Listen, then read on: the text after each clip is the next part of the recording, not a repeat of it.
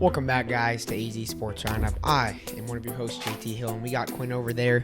We are live from Waco, Texas, at our place that we're staying at. And today we're just going to be breaking down the ASU versus Baylor game. Let's get to the intro.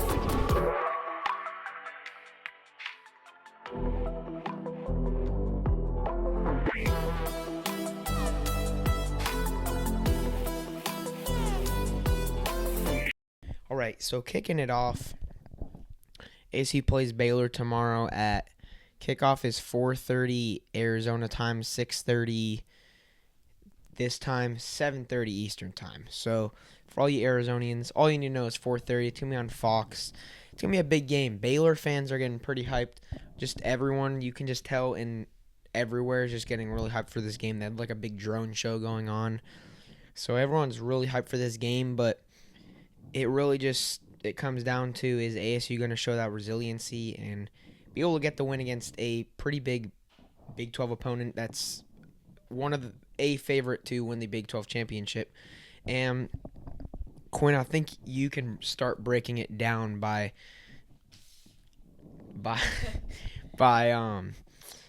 just what are your thoughts on it being Baylor and all that stuff?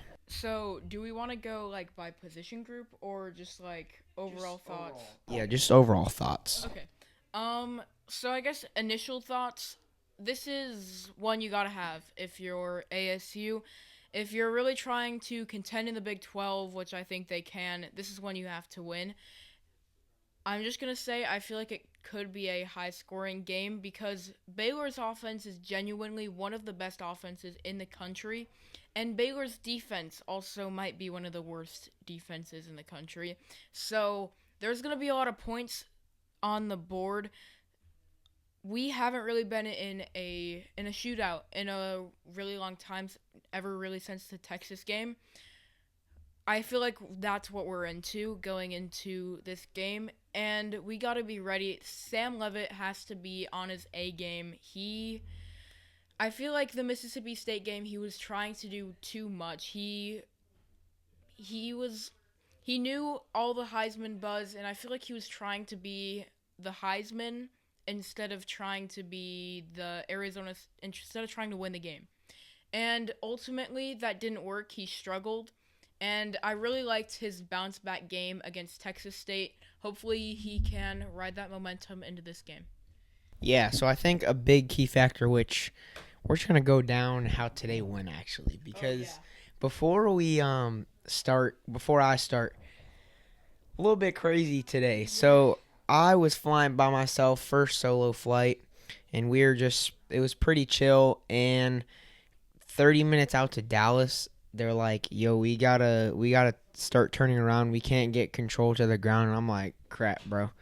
And then it ends up we have to go to Oklahoma City and stay there for about 2 hours. And then I got finally to Dallas. So I got here like probably 3 hours ago.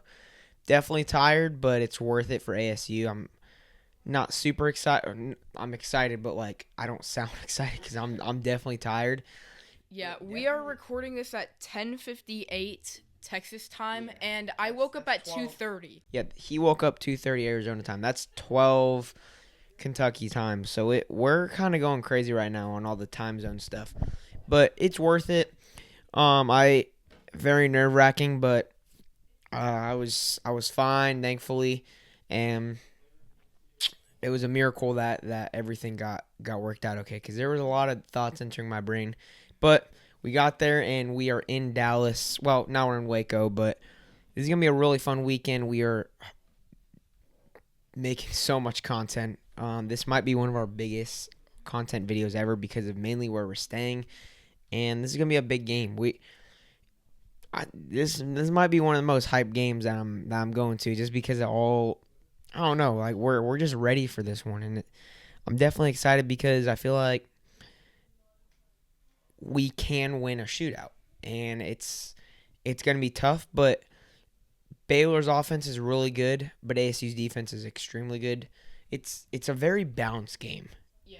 ASU's offense is very amazing, but ASU's defense is awesome too. Baylor's defense is really bad.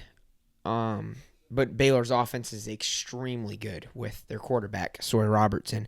So I think it's going to be a very high scoring game. Like, don't be shocked if this goes to like the 35 in the fourth quarter, 42-42. Like, don't be shocked if that happens. Now, what I would be shocked is if it's like 7-7 entering the fourth quarter. That's what's more than likely not going to happen because of how bad Baylor's defense is, but also because of how good Baylor's offense is. It's really confusing, but it all evens out eventually. I think a key for ASU in this game is just going to be starting off strong and not starting off strong in like the third and fourth quarter. Because against Mississippi State, ASU started off strong very late in the game, and I think they're going to need to start off very strong early in the game to keep that momentum. Baylor will probably have a drive where they get momentum and they start coming back, but ASU is going to have that first momentum to really just tone in on we got to win this game. And this is a big game for ASU because while it's not a college game day game, while they're not ranked teams, this is going to have major implications on the Big 12 championship. And I think that one of these teams could end up making it. Whoever wins this game has a great shot. I'm not saying that they will. Another game to watch out for tomorrow is Texas Tech versus Utah. That's going to be a very early kickoff tomorrow. I think it's like 10 a.m. or something. 10 a.m. somewhere. I don't. It's 9 o'clock Arizona time. It's the early. Okay, so yeah, then it's 11 here. All you need to know is that it's at 9 a.m. Arizona time. So that's going to be a really early game. I think that'll really prove if Texas Tech is what they are all hyped up to be, because that's their first big test, and I think that they could definitely get the job done, but it's going to be a big test for them, and that's a big game for the chaos of the Big 12. But also a team that I think everyone should watch out is TCU. I think TCU could definitely make an unexpected run to the Big 12 championship. I think they play SMU this weekend. That'll be a pretty good game. It's like 45 minutes away from where we are, so that'll be rocking. But TCU, Texas Tech, Utah, ASU, Baylor, those are big. All those teams have big games this weekend, and Week 4 is a very underrated week. All of the pros are saying that Week 5 is going to be the week to watch, but Week 4 is a really good week to watch, and I think that you should definitely watch some college football today if you're watching this on Saturday, or tomorrow if you're somehow watching this at whatever time it is. Yeah, so going back to the ASU game, I agree with JT. We have to play 4 quarters of football. We only played 2 against Mississippi State. There's 4 quarters in football we have to play and show up for all of them. I really want to see this team, start of the game, go and get an opening drive touchdown. That's something that we need that I think will carry on to the rest of this game for momentum.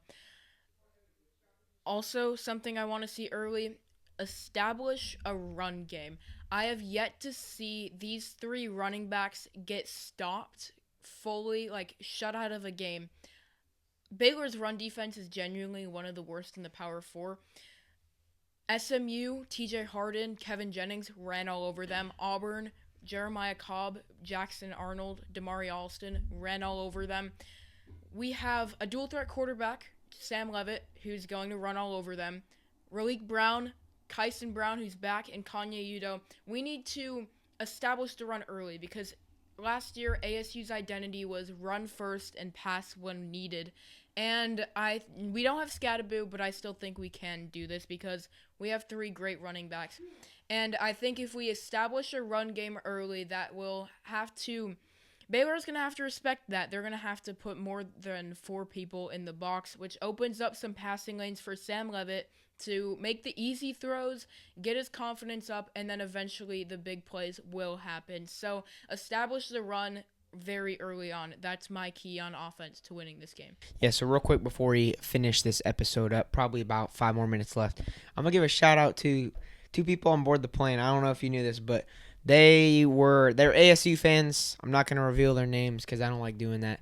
But 2 people were there, and they were really kind to me, and they kind of watched over me whenever all that plane stuff was happening. So I know they're probably going to be watching this. So shout out to you guys.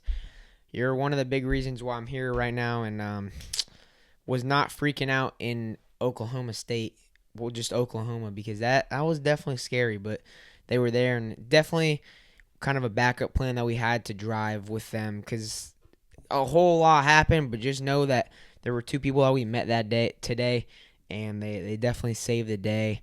So thank you to those people. But another thing that I want to talk about is how is this defense going to be able to hold with two of their starting safeties out, or just two big safeties? Xavier Alford. Montana Warren. Okay, yeah, that's what I thought. Xavier Alford and Montana Warren are both out for this game. Those are two good safeties for this team. So who's going to step up? We know Ghost Rouser will, but is it going to be Wilson? Probably going to start, but they're going to have to step up because they only have three safeties right now, and this Baylor pass offense is a big, big, big pass offense, and they're going to try and do a lot of big stuff. So watch out for that. That's going to be a tough, tough, tough day for ASU's safeties. But I think if they can really establish a big pressure on the defensive end part, on the line part, that will be very crucial if they want to have a shot at this game. I think if ASU wants to win, it's going to have to be the defense. Offense, we already know that they can step up. The Baylor defense is not very good. The key to this game is the ASU offense. ASU offense, Baylor defense. ASU defense. That will be the factor, that will be the factor of tomorrow night. We're either saying that ASU had a tough loss or they won and their defense held against Sawyer Robertson, that very powerful Baylor offense. That's my number one key for this game because Sawyer Robertson is just such a big threat, and the crowd's gonna be going crazy. Not no Mississippi State stuff, but it'll be pumped, and yeah, that's my last key. Like, they're gonna have to be tight, and that defense is gonna have to play good. Yeah, I think offensively, I think we're going to get it done. Defensively, I know we have a good group, but Baylor offense, Sawyer Robertson is a legitimate Heisman candidate. He has over 1,000 yards already. It's week. He's only played 3 games.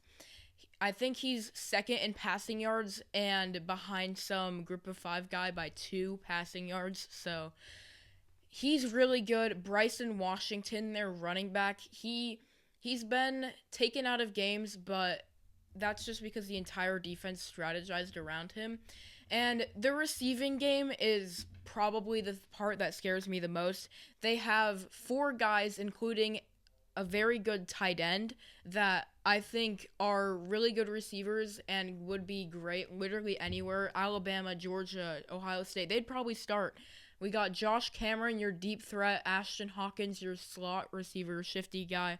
Kobe Prentice, who's kind of the Jaron Hamilton of the team, deep threat, gets a lot of touchdowns. And then I'm blank. Cole Wilson, the Texas State transfer, he surprised me. He's probably Baylor's breakout player so far. And of course, Michael Trigg, who in my opinion is the best tight end at least so far, he's played the best in the Big 12. So, on defense, we need to stop the run, and the two teams that have effectively done that is SMU and Auburn. Auburn eliminated Bryson Washington. He couldn't run the ball, and ultimately that gave Auburn a win. SMU, they didn't win, but they took control of the game for the most part until Sawyer Robertson just put on the Superman cape and just started carrying this offense. So I think we have to stop the run. We're not going to completely stop the passing game. We need to limit the passing game. And we've done this before. This defense, it's pretty much the same as last year. We limited Jaden Higgins and Jalen Noel in the Big 12 championship. We limited Matthew Golden for the most part. He did have a good game, but nobody else on that team other than Matthew Golden really did well in the passing game. I think at BYU, we shut down Chase Roberts and Damon Lassiter. I think we can limit them. They're still going to have some good plays, but if we can limit them, I think the number to watch for, 350. under 350 passing yards for Sawyer Robertson, which that is a lot, but No, it's not for him. not for him. If we hold him under 350, I feel like we win the game as long as our offense can at least do average. I think limit Sawyer Robertson, limit this passing game, and stop the run. I think our safeties, I was impressed with them last week. Of course, Adrian Wilson, Boogie Wilson, he had 2 insane hits on Texas State players. They're going to have to step up. Wilson and Breedlove are probably going to play the whole game. Of course, Ghost Rouser too. They're going to need to step up, especially against one of the best passing games. This might be the best offense in the Big 12, at least so far. They've looked really good. So, offensively, I think they can get it done. Defensively, it's going to be a struggle, but ultimately, I think this could be a very crucial game for the defense. Yeah, I think we could potentially see like an overtime and it being crazy, but I'm falling asleep. We got to go to bed. We got a big day ahead of us, so it's been JT. I'm literally falling asleep. That's Quinn. AZ Sports Roundup, Forks Up. Oh, good night. See ya.